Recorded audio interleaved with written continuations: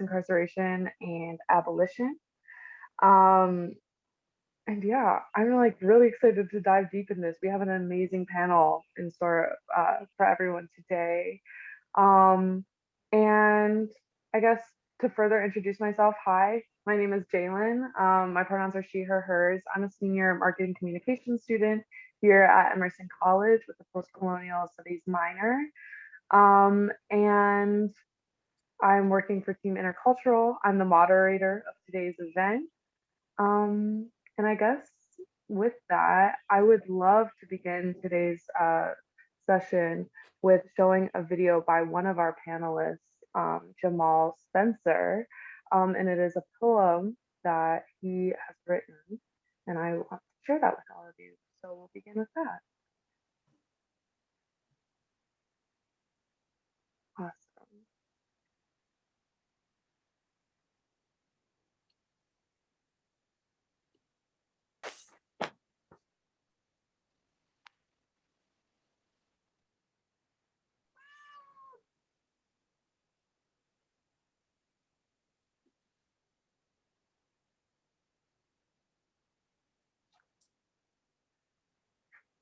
Can we hear audio, folks? No? Okay, let me get on that. Hmm.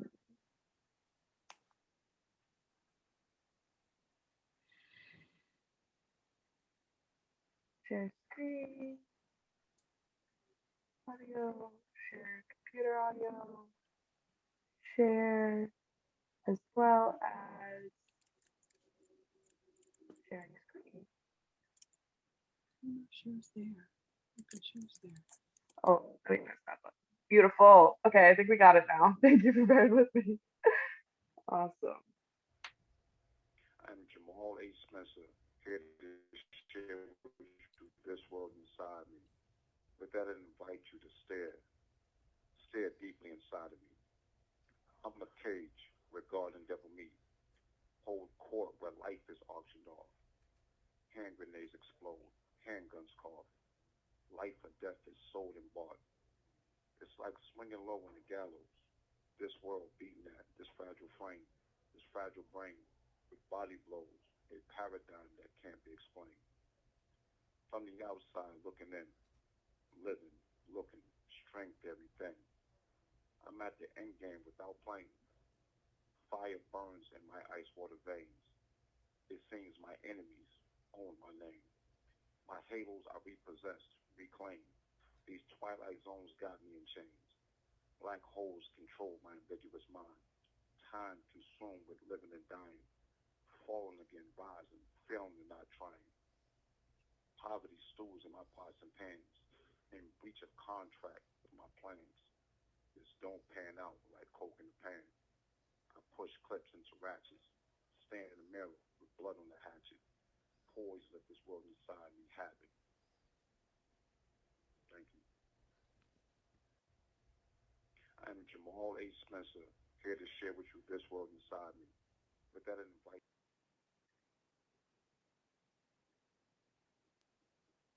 Awesome. All right. And with that, I would like to invite anybody who would like to maybe introduce themselves in the chat, maybe sharing a little bit about yourself, your name, and maybe why you've come to this TTT today.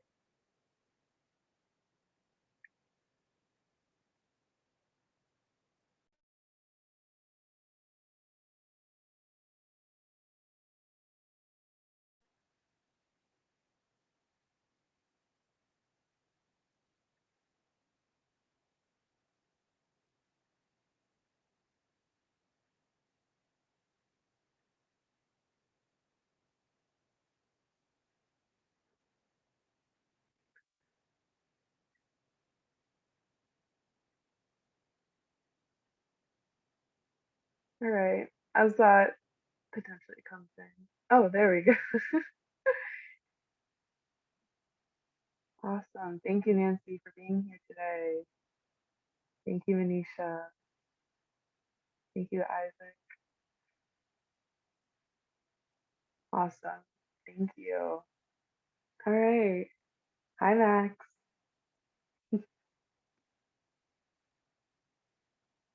Hi, Ashley.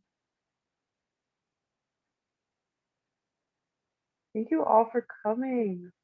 I am going to put our resource guide for all of our TTTs in the chat. This one is really special because we already kind of have a resource guide for the entire Social Justice Academy this year, which is going into mass incarceration and abolition, which is our topic today. So we have a couple of those specific links to those resource guides within the chat, which is awesome. Hi, Jay. Hi, Ina. Hi, Jacob. Hi, Jake. Hi, Angelica. Awesome. Thank you all for being here today. And with that, I would love to turn to our purple table. And I would like to allow our panelists to introduce themselves. We have Manisha Galman here, Tamia, and also Jamal Spencer, who will be coming in and out today. So I would like to offer you all to introduce yourselves and potentially going into some of the work that you do.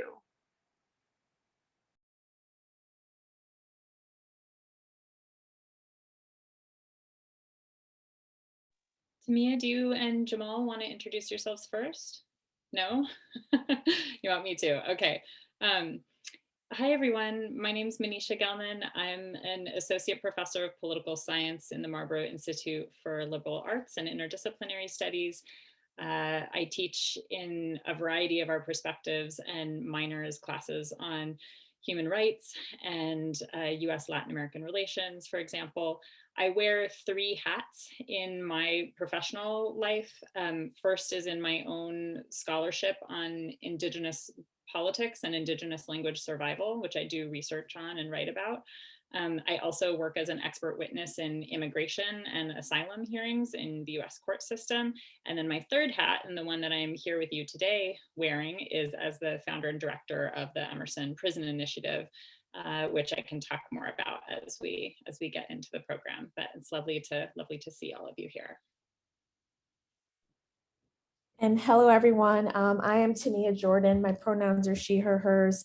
At Emerson, I'm the Director of Intercultural Student Affairs. But like Manisha, I wear lots of different hats. The ones that I'm wearing that I'll share with you today, I am the co-chair of the Community Council of the Massachusetts Coalition to Prevent Gun Violence.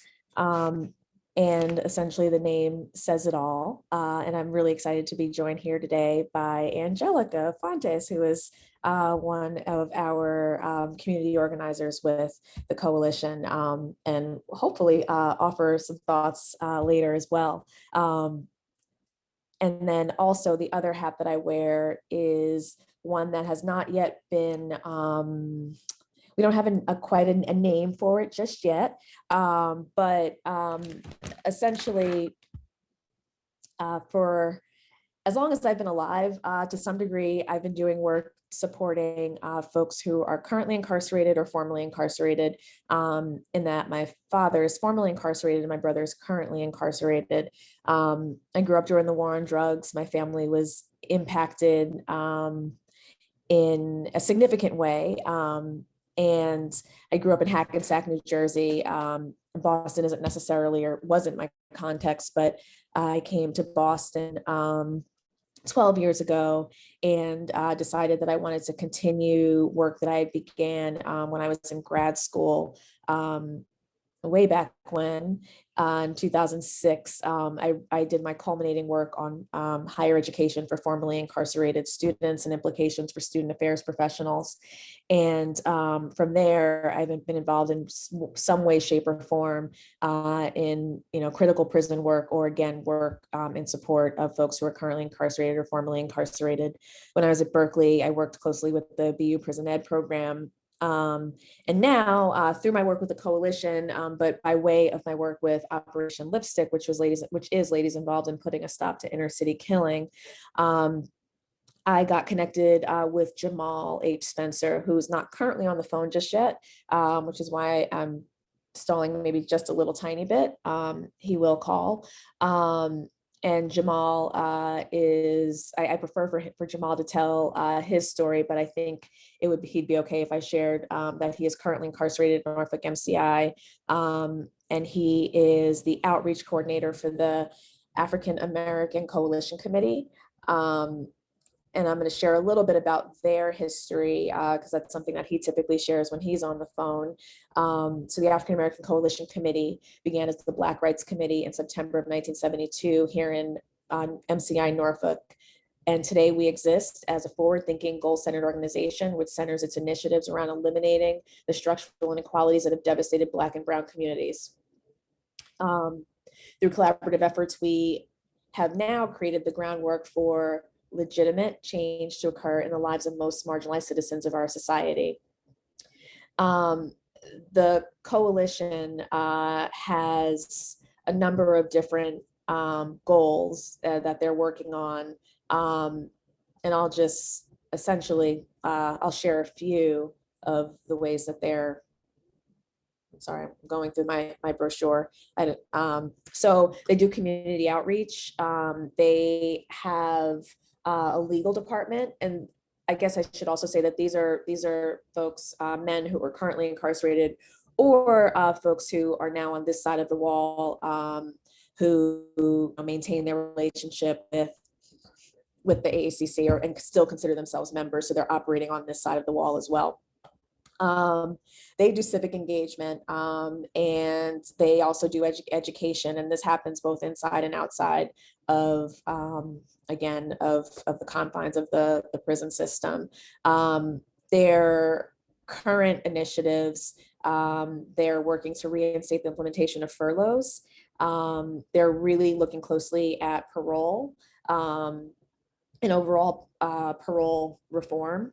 They are working in partnership with lots of different entities, so political, social nonprofits, to look at essentially criminal legal system laws in Massachusetts and providing their context, their thoughts to the work that's going on around quote unquote reform here in Massachusetts. And they're also looking, probably one of the biggest things that they're working on right now is it's their hope to remove the Department of Corrections from the supervision of public safety and to reestablish the supervision of human services, which Jamal's calling right now. I'm actually going to stop myself and let y'all go while I connect this call.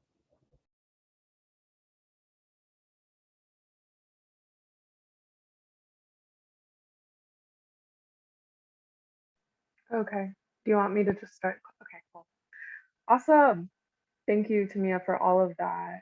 I guess, turning to our first question, I know Tamia touched on this for her personally, but I would like to invite our panel, if comfortable to do so, because I want to acknowledge the weight of the conversation that we're going to be having today, to speak on how they entered this work and what it means to them, and potentially even going a little more in depth into the work that you do specifically within this topic.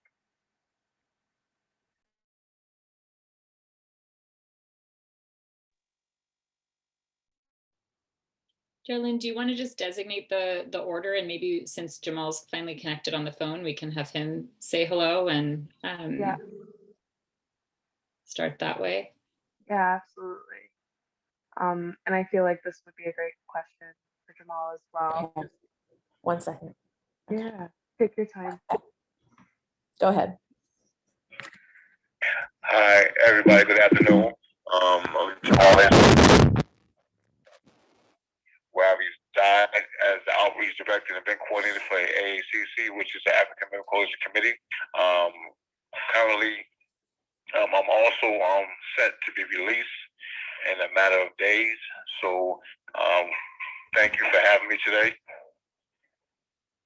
Excellent. I already shared with them a little bit about the AACC and what the AACC does, and we were just about to turn to the conversation. But if you want to talk more about that, please go ahead. Okay. Well, the AACC, what we really we started as a Black Rights Committee. I would say one of our founders was Denny Zulu. We call it Ifrit Brown. Well, we affectionately just call him Zulu. He was originally came out of Baltimore. served in the Vietnam War. He was what they call, he was in the Boston chapter of the Mom House. From that, he basically, we consider him like an older brother, some consider him a father, uncle, what have you. But he gave us basically the tools to go about how to organize what we are today. He did leave us a few years back, and then when he got home, he passed away, unfortunately. But this brother here, taught us how to go through dealing with as far as collaborative efforts, reaching back out to the community, offering ourselves as resources to the community, and then doing so, started first and foremost educating ourselves. Some I wasn't too fond of, like dealing with politics, dealing with the economics, which I believe, and then all mixing in one, the social economics and what makes our society run. So with that said, we started dealing with first where we were at, being incarcerated, dealing with our rights in here, and knowing what our rights were, and then dealing with the administrative instead of button heads like we used to. We would sit with some of the administration as we do today, and we see to now, like, how do we change the dynamics of a culture that exists as far as structural racism and what that looks like in here. We also penned some bills surrounding that, which they get passed within the House, but now our functionality is to get those bills implemented, not just in word, but through action. So we do continue to meet with some of our constituents, which are state reps, senators, and stuff like that, as well as administration, which is the commissioner, which is the undersecretary. So we work hand in hand to make this environment, so to speak, less intrusive as possible. So that's pretty much what we do as far as the AACC goes. Thank you.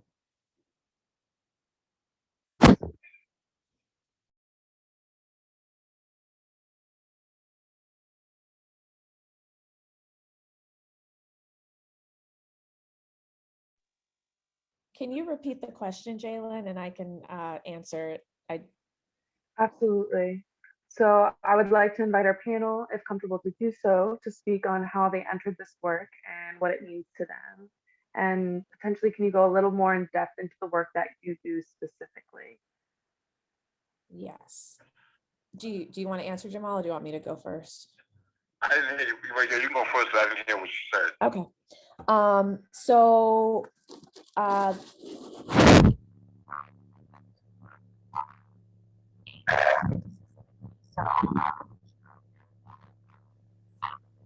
Tamia, I don't know if you're blocking the mic or maybe now we can hear you. Yeah. oh wow, okay.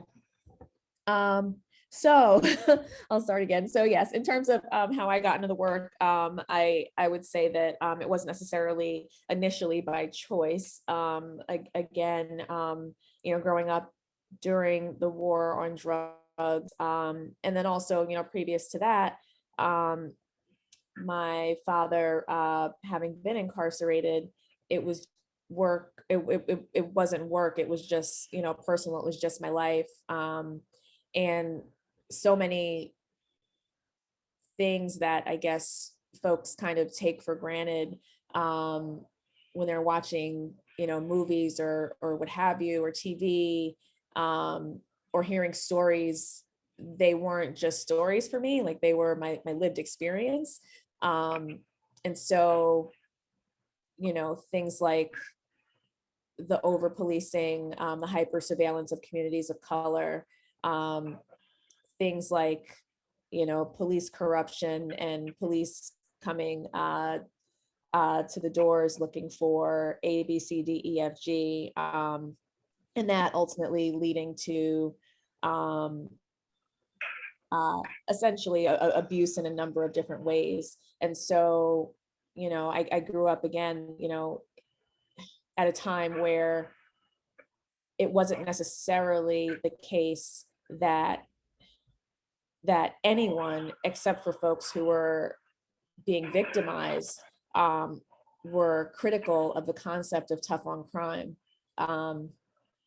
It was the rhetoric, and it was the rhetoric in all communities. And I think that that's important to say. And that's not to sort of, demean my own community, but I think about when we were growing up and my mother would go to like the pastor of our church and say, I need help. And, they too were a part of, I grew up, going to a Black church. They too were essentially brainwashed, if you will, by white supremacy culture and the idea of tough on crime sort of being a tenet of that. And we now know that, all of that has a history, has a legacy that began long before the 80s, long before, the civil rights movement. And we can have a whole conversation about the history of policing in this country and where it comes from, and slavery, et cetera. But, it's the case that it's only in the past few years that there's been this hypercritical look, I would say. And for me, I remember very specifically, fast forward to later in my life when I was in grad school, and my brother had been in and out of prison multiple times at that point. And my family, we lost our home for a variety of different reasons, a lot of them having to do with the financial burden of what it means to be over policed, and essentially to lose access to critical services, to be able to take care of yourself and your family, et cetera. And so I was in grad school, and I remember one night my mother called me to say, your brother's been arrested. And I was like, good God. And so, and on multiple occasions, I should say that in his arrest, he has said that things were planted. He said that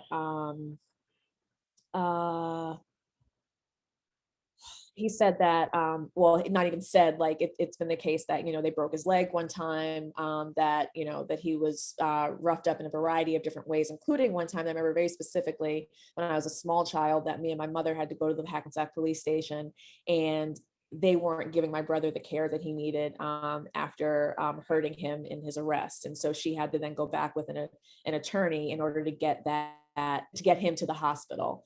And so, fast forward to where we are today. If you Google Hackensack Police Department, which I actually did a couple days ago. I've done this before, but I did it recently a couple days ago. And a lot of the police that were coming to my door have since, been found to be corrupt. It's since been found to be a part of a cycle and a system of corruption, and no longer have their jobs, but a lot of them have their pensions. But anyway, fast forward to what I was going to say, which is that night that my mother called me to tell me that my brother had been arrested again. And I was just like in a funky space about it. I remember what I do is I'll call it taking to Google. I don't know if Google even existed then. I think it did. And I was just like, how do you stop recidivism? Blah, blah, blah, blah. I was just Googling all these things. And like one of the things that came up over and over and over again, and this is like 2004 at this point, was education, access to education. And, the names at the time were few, but, Bruce Western was one of them. And so I started reading, and that's when I decided to like scratch the paper I was working on for like a culminating thing for my first year of grad school, and then start writing about that. And then it kind of never stopped from an academic standpoint after that. And then fast forward to my time at Berkeley, where I decided that I no longer sort of wanted to just look at things from an academic standpoint. I wanted to sort of be more directly involved in direct action and direct support for folks. And so that's when I began the work, like actually going into prisons to support folks. So I'll stop there. I could go on forever.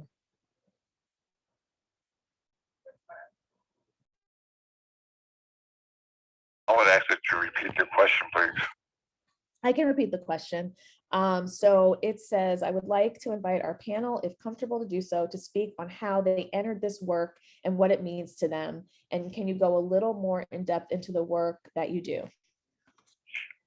For me, it was, I got to this work after just seeing so many younger men and younger people fall I want to say not just victim, but prey to the very same things, or what I would call plights that I fell to. And then at the same time, while doing so, our women and the younger generation were out there in the forefront, taking up, I'm going to say some of the causes and some of the most important causes in life that we as men should have been doing and need to do, and as we are doing today. From a lot of us from behind these walls, so to speak. And I'm not going to negate the fact that there are men out there doing that, young men out there doing that. However, I'm saying that some of those who are still perpetuating levels of violence against our own, acting, as I once told you before to me, as far as being disenfranchised, we're doing it to ourselves to a degree, especially when we know. So that is something that I'm seeking to dispel. That is something that I'm seeking to discourage, and something that I'm seeking to, when it comes to uplift my peers, younger men doing so. That's how I got activated. Here, knowing what happens in here in prison, like if a couple of people get together, they're from different areas or different sets or different gangs, treats in the worst way. And so for that, I love, and I have to use the word love, I love to let them know when it comes to what we dub knowing your smoke, who your real smoke is. And that just means who's at odds with you. And so when you can deal with that, right, and really see it, and someone can say, okay, you're no longer ignorant to that fact, and you still do it, then, what comes to you is what comes to you. But my job and my duty is to enlighten them. And so that's why I do what I do now, as someone who wants to give back, someone who wants to educate, who wants to help as much as I can. Take one person. I don't want to deal with the group yet. I want to deal with one person, and we're going to speak about a blueprint, just like I know it takes with me personally. What do I need essentially in my life to say I have life skills, to say I'm educated to do certain things? What's going on? What traumas have I experienced? There are a lot of men who go through a whole lot who won't talk about things that they need to talk about in group settings until you get them by themselves. And you'll be like, and excuse me, you'll be like, damn, that's what you went through?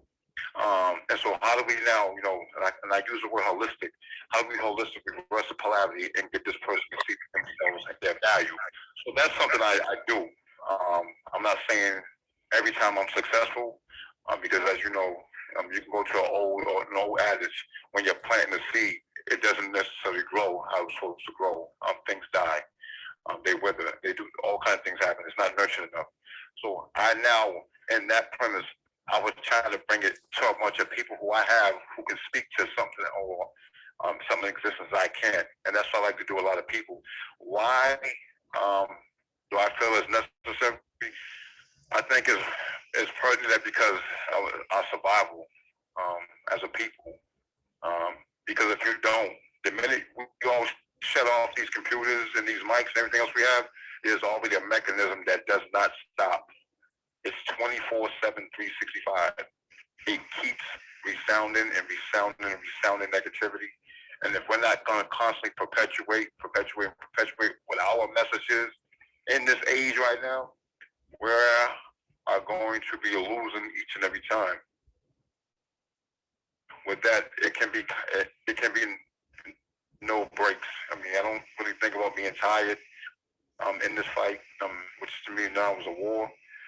But essentially, it can't be on, okay, they're over there doing that, so I'm going to be lackadaisical over here. No, we're all part of, we're branched out, and then we're branches on top of a branch, but we're part of the same, like the root. It's just that which one of us are for real, which one of us are in it for ulterior motives, and which one of us, men, know that what the real essential aspect is, it's affecting our life and our life. So for me to hear all of y'all how you speak every time and how you're going every time, and sometimes it's like I would tell preachers, we have to come out from behind the pulpits, we have to come from out of the church, you have to get out to the streets. Jesus did it. If you really want to study the Bible, he went out. He wasn't hanging with those who needed. Bluetooth connection successful. Criminals the low lives and so forth and so forth. Those are the ones that needed, that so-called resurrection, so to speak. And so that's why I'm adamant about touching the people who are sick, who are dealing with addiction, who are homeless, who have basically nothing.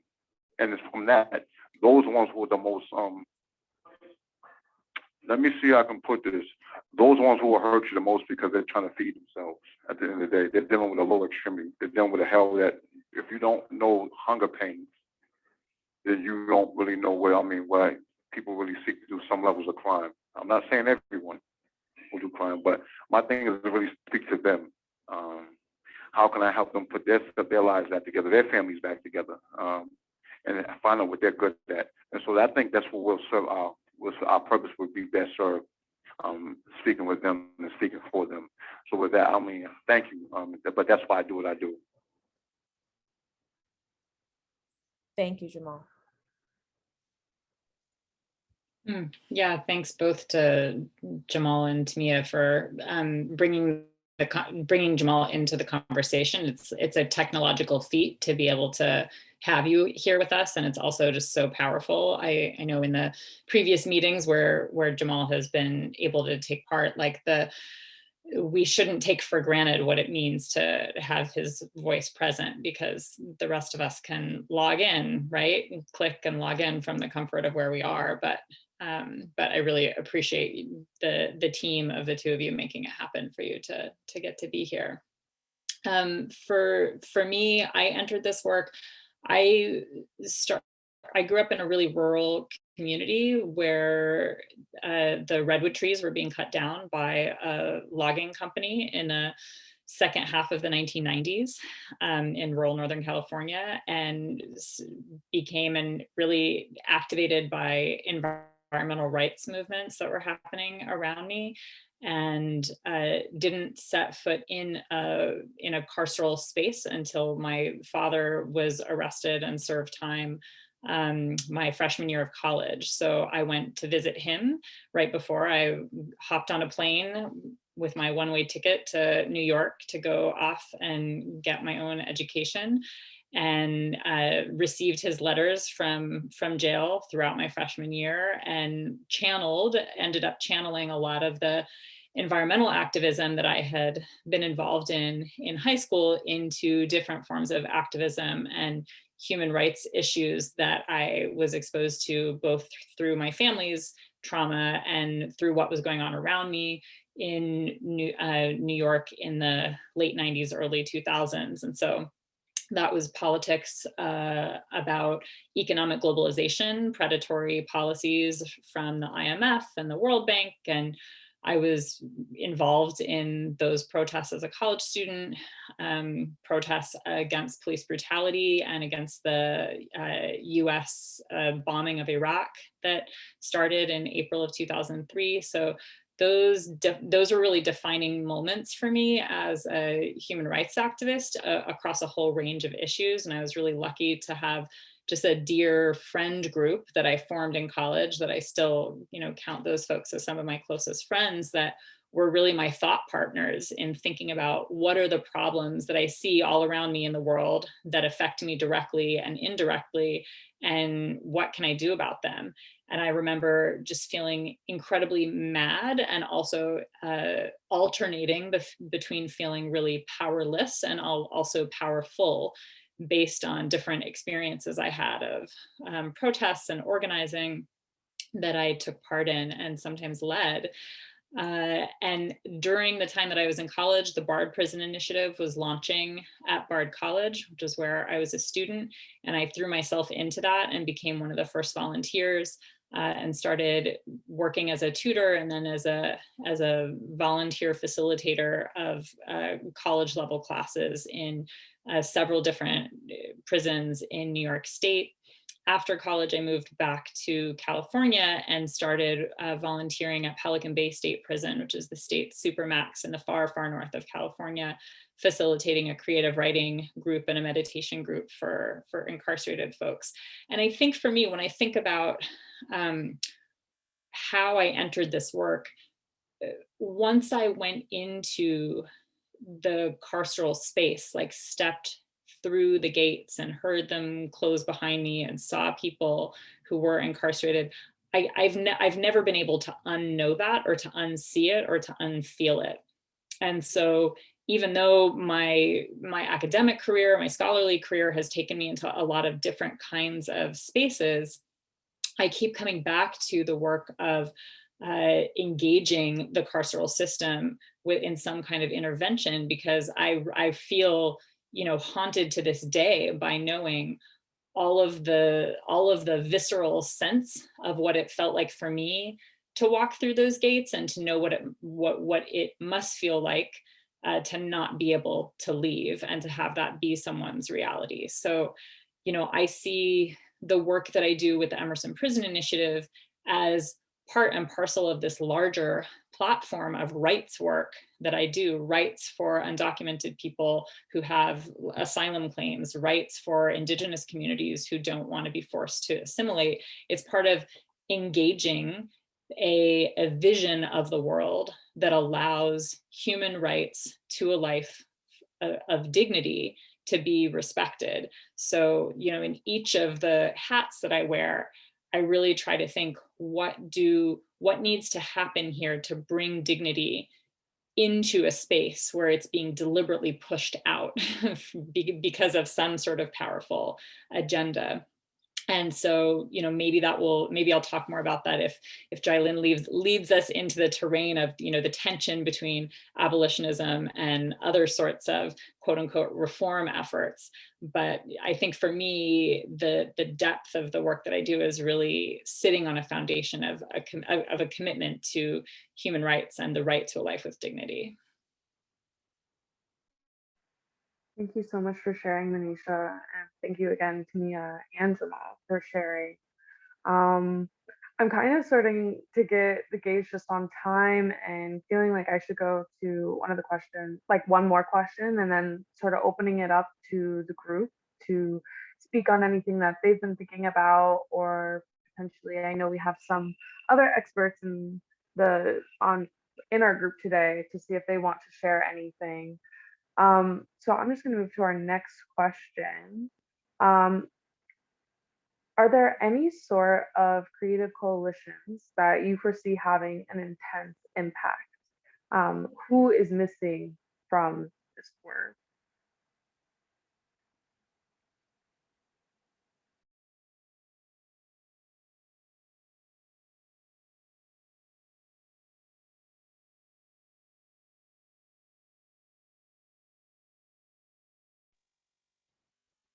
It looks like Tamia is prepping Jamal with the questions. So we'll have you guys start.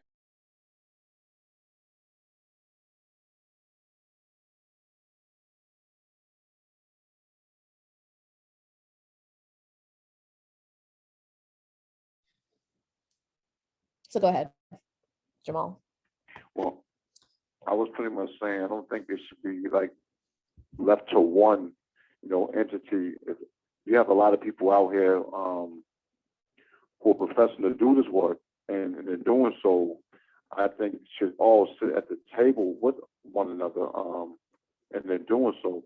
I remember it reminds me a while ago, and it was something I had wrote down. I gave an opening, and when I had did an event, and I said, say it was about how we was constructing the tie that binds, we're talking about collaborative efforts between all stakeholders in our communities.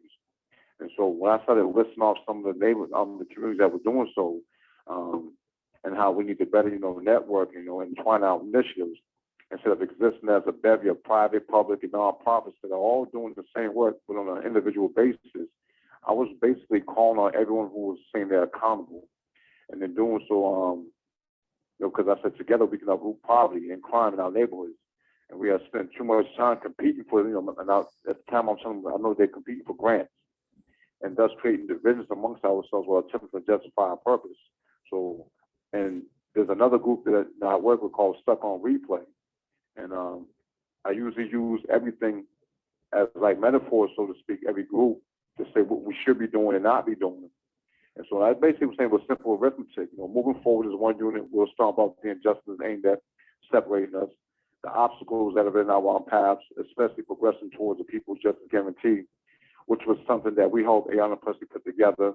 And so I started naming off some of those, you know, basically their 5 principles: shared power, freedom, equality, safety, and human dignity. Even calling out some of our community leaders, the elected officials, who are frequent in conferences and meetings that have failed to address our core issues. I basically wanted to let them know that in order for us, the bottom line was poverty, and we can only reduce it and eventually eradicate it through a multi-cooperative, comprehensive, sensible approach by all of us. And we can't do that if we're all being standoffish.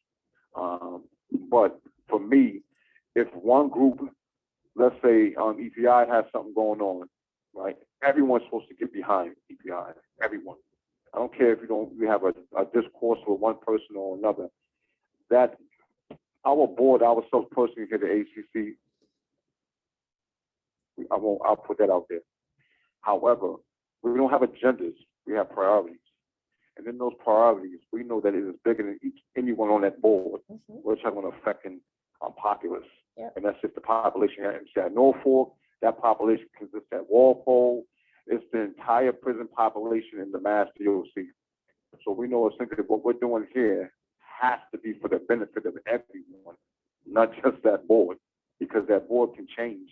They can take one of us and ship us to California somewhere just to stop what we're doing, or they think they're going to stop what we're doing. But if we already have, you know, something that's set in writing, and then what we've been doing thus far, that person can take up the cycle, the work there. Like I always tell people, make it look like I was doing nothing. So all we're doing is providing, you know, a blueprint for someone to expound on. Then that's what we all should be doing, because it's not about the individual, and it's not about. I always say it's not about that moment. We are a movement, and then movements, as you know, someone's gonna get taken, something's gonna happen. And I don't want to put out the worst case scenario, but sometimes there's a worst case scenario. But I mean, it's like I said, to me, it's a war. And so your comrade's going to fall off, something's going to happen, and maybe in jail, whatever, it's going to be trumped up, whatever.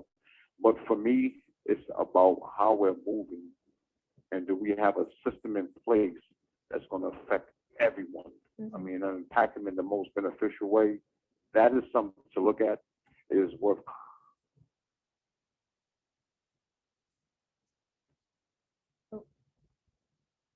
Jamal.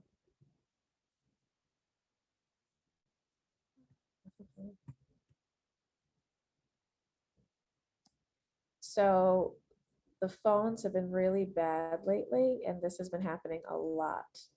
So I'm actually going to disconnect this call, and I'm sure he'll call right back. But I think y'all got where he was going. And what he said is exactly my response to that question in terms of creative coalitions. I think that it's been really interesting to me in my time at Emerson. Since I've been at Emerson, I started looking at this issue from the gun violence prevention standpoint, which is completely, you know, interrelated and wrapped around all of this. But in some ways, the two worlds were operating kind of separate from each other. I feel like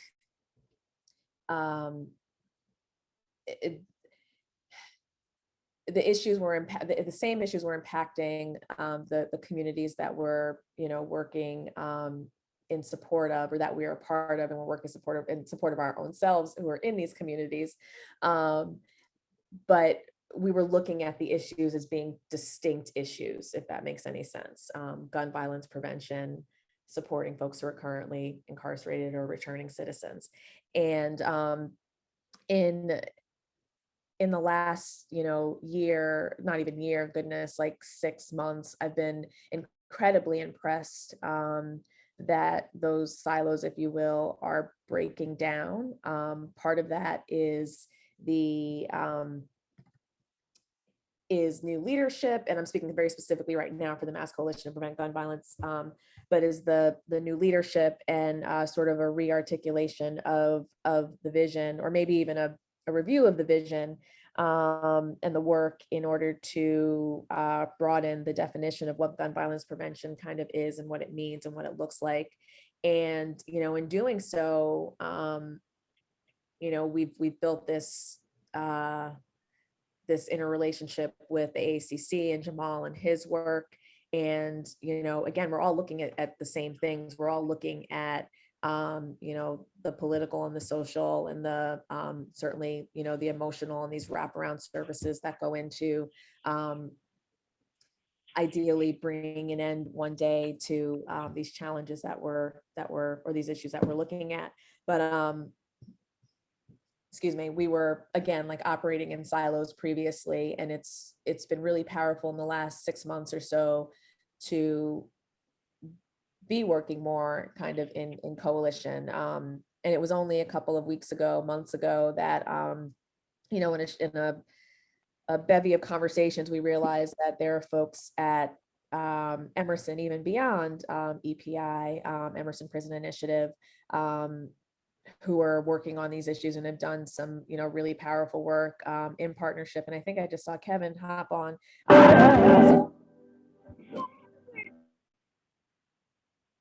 Hey team, how y'all doing?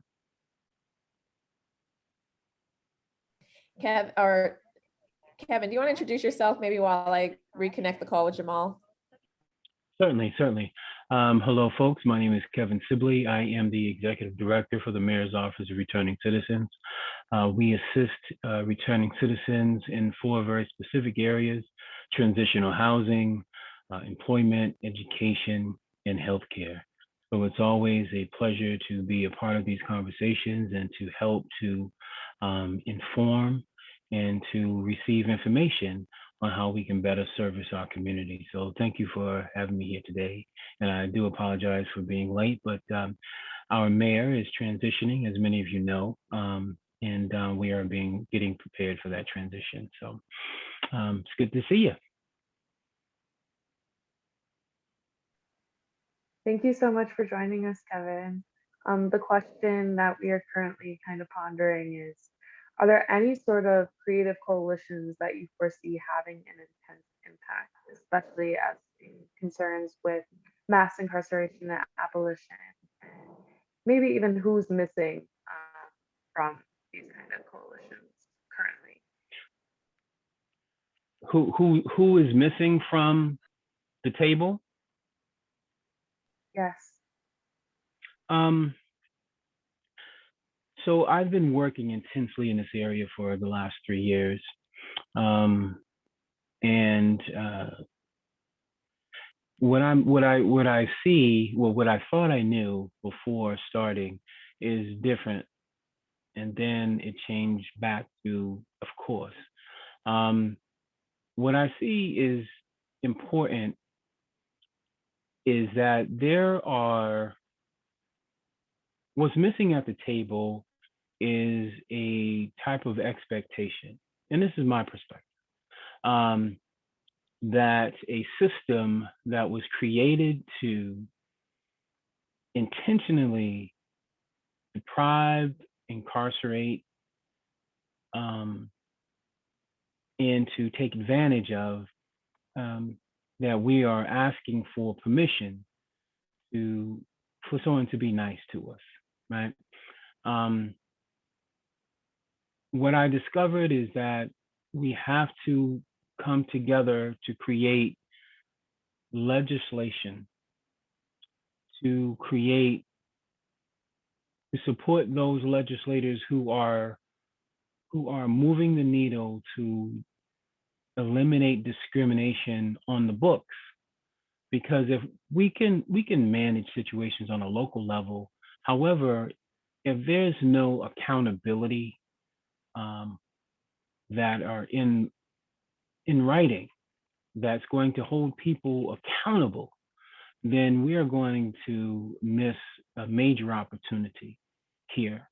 So we want to make sure that we always want to identify organizations that are doing the work, help to empower them to move forward, and to practice politics on a local level, from our city reps to our state reps, our state Congress, congressional folks, and to just support them in making sure that they hear your voice. we often make the mistake of thinking that they know all of the topics and how to manage it when they don't. And they could really utilize our voice to create the laws, to create the policy to help us move forward. So that's what I've seen as being missing from the conversation, is how we enact policy to change what it is that we say that we need change from. And brothers like Jamal can help navigate us from the inside, because we know that the policies that were created from the BOP and the DOC, maybe those policies, well, not maybe, those policies are archaic. And we need to create a civilian board to begin to review some of the policies for change. So that's my perspective and what's missing. I'm so glad you were able to join us, Kevin, because when I think about partnerships, I definitely think of your office as one that I look forward to partnering with even more than we already have. The work that Kevin's office is doing is so vital for supporting folks as they transition out of prison.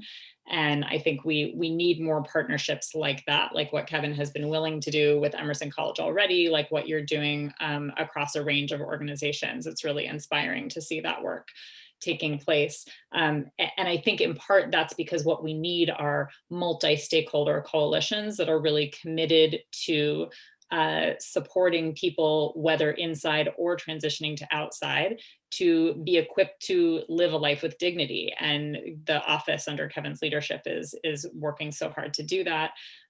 When I think about what voices are missing, I mean, I guess I'm just very self-critical of the EPI leadership, that we are a majority white advisory committee space. And I think there's really, just to be totally clear or candid about this, I think there's really a tension between having people who have been personally affected by issues of incarceration, again, asking them to do more work, right? This taps into this national conversation of like, whose obligation is it to do anti-racist work, to do all of the work that people with certain positionalities are going to be maybe better placed to speak on, but they may be tapped out, right? They may be not the ones who have the energy and the time to give to the project. So I think it's, in terms of who I think is missing, I would love to have a more diverse leadership of our organization in a way that better reflects society. And at the same time,